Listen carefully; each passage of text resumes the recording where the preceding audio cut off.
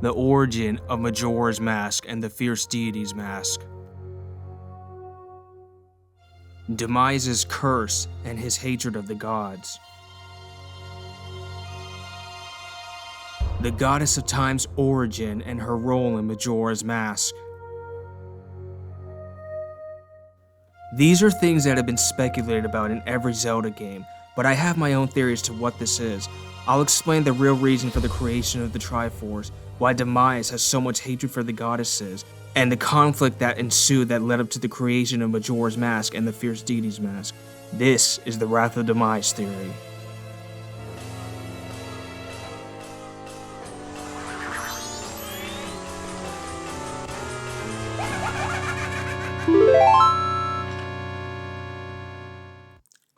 We don't know much about the Fierce Deity Mask. We just hear that it houses the spirit of a mighty warrior, and that wearing it lets Link borrow the powers of that warrior, but we never find out who that warrior was. The same goes for Majora's Mask. It once again is something we know little about, except that it houses the spirit of a dark entity, and that it bestows a wicked power on the one who wears it. In the game, we're told that Majora's Mask was made by an ancient tribe who used it in hexing rituals, but decided to seal it away because of the catastrophe it could cause if misused. It could have been that while creating Majora's Mask, something went wrong, something so horrible that the goddesses that created Hyrule had to intervene. We get a similar situation in the Few Shadows cutscene from Twilight Princess. Here, we're told that a group of interlopers who excelled at magic created the Few Shadows, which, like Majora's Mask, bestowed a wicked power on the one who wears it. It's said that they used this power to try and take over the sacred realm, but it was ultimately sealed away by the light spirits created by the goddesses. But these interlopers had a reason for trying to take over the sacred realm and claim the Triforce. It wasn't in a lust for power, it was an act of revenge. The sealing of the Few Shadow by the goddesses wasn't the first encounter they had. Rather, their first encounter with the goddesses was actually with the creation of Majora's Mask. The goddesses were the ones who feared what the mask could do, not the tribe who created it, and their attempt to seal it away caused a major catastrophe, one that would ruin the lives of this ancient tribe.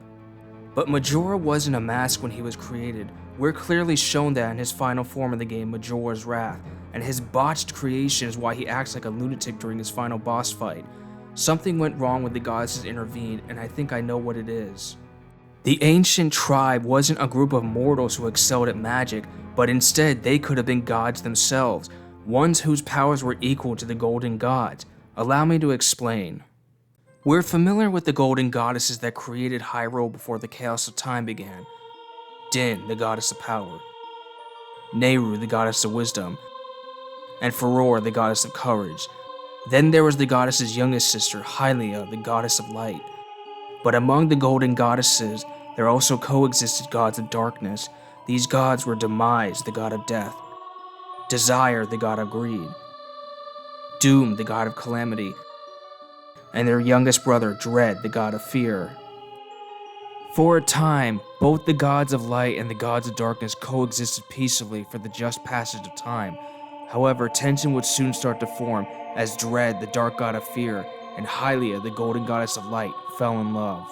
They formed a close bond and grew to trust each other, even Hylia trusting Dread with her life. But the other gods grew concerned about this bond. The golden goddesses feared that Hylia would turn to darkness, and the dark gods feared Dread will become one of the light. Each side became suspicious of one another and would be cautious of anything the other did. Then came one fateful day, the day that disaster struck. Each group of deities were to create their own world to rule. The golden goddesses would create one of light, and the dark gods a world of darkness. But to govern each world, they would need an overseer to keep each realm in check, a warden of sorts. For the golden goddesses, this will be the creation of the goddess of time, Divine. She would be responsible for controlling the flow of time and the events that occurred within that timeline. But then came the warden of the dark world, a demon that could be used to prevent any mortal of the dark realm from becoming powerful enough to oppose the gods. This was the god of wrath, Majora. Majora stood 12 feet tall, bared horns on his shoulders and head, and had chest armor in the shape of a heart with piercing yellow eyes on it. His muscles seemed pulsing throughout his body, and a single eye on the top of his head. Armed with 2 sets of long whips in his hands, he truly was a sight to be seen. To his creators, especially the oldest one, Demise, Majora, the god of wrath, was a great success, a perfect warden for the Dark Realm. But to the golden goddesses, Majora was a monstrosity. Terrified of his appearance and the possible threat he could pose to their world, the golden goddesses decide to act. Their goal? Use their power to turn Majora to the side of light or destroy him. To do this, they decide to create a divine weapon that could grant the wish of the one who touches it. A weapon that will be the embodiment of righteousness. This weapon was the Triforce.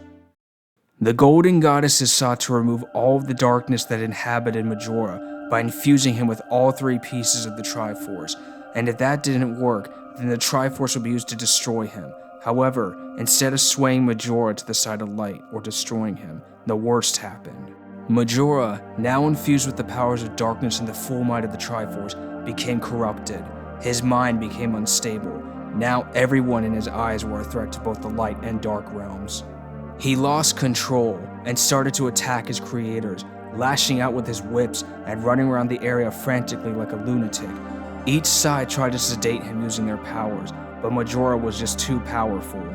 One by one, he would destroy the gods of each realm.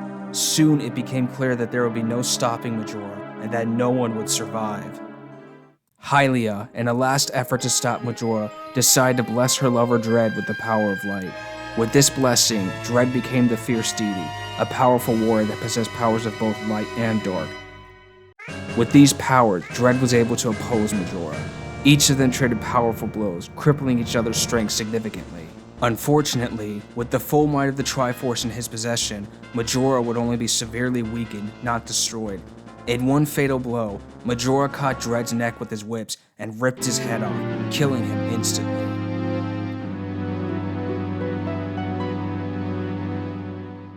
Now, with both her sisters and her lover dead, Hylia used her remaining power to remove the Triforce from the weakened Majora and seal his spirit away in a mask, then banish that mask to a cursed realm that would later become known as the Twilight Realm. Here is where wandering spirits or failed creations of the Dark World would go, as well as the accursed Majora's Mask.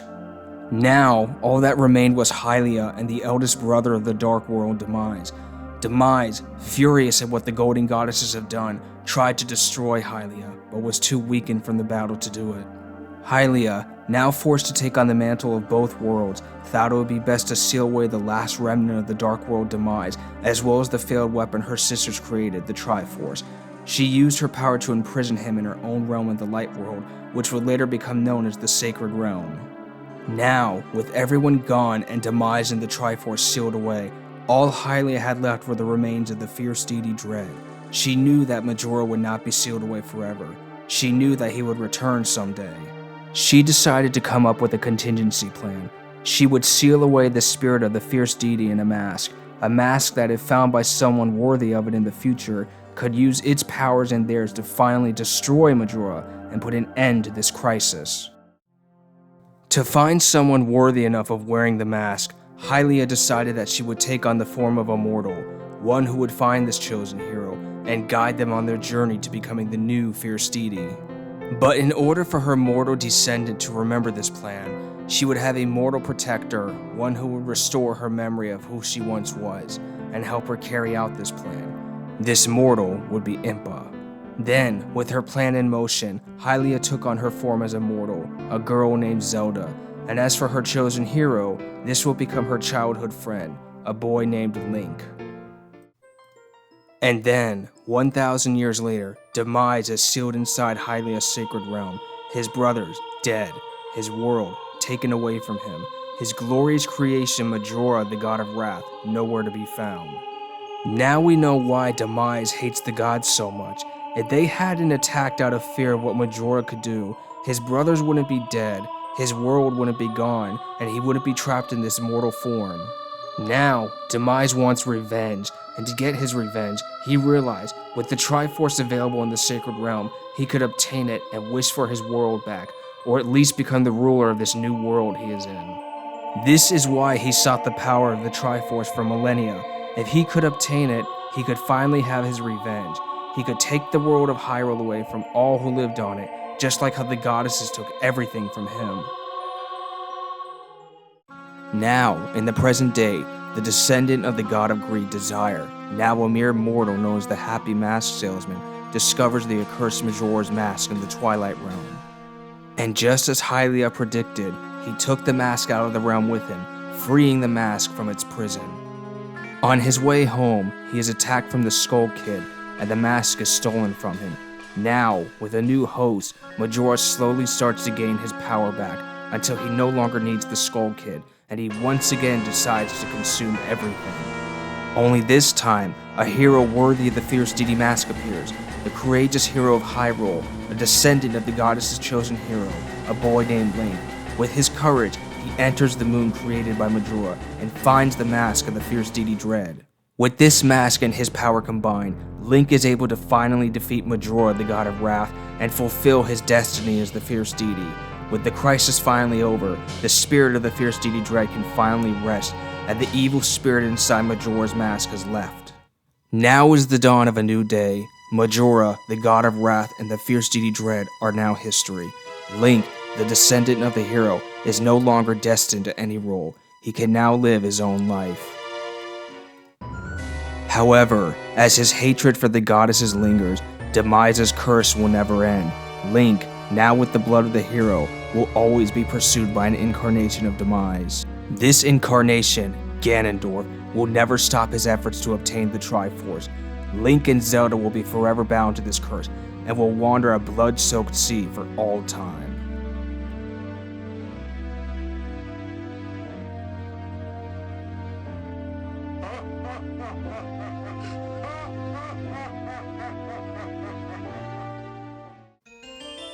Thanks for watching the video. Did you like my theory? Let me know what you thought about it in the comments.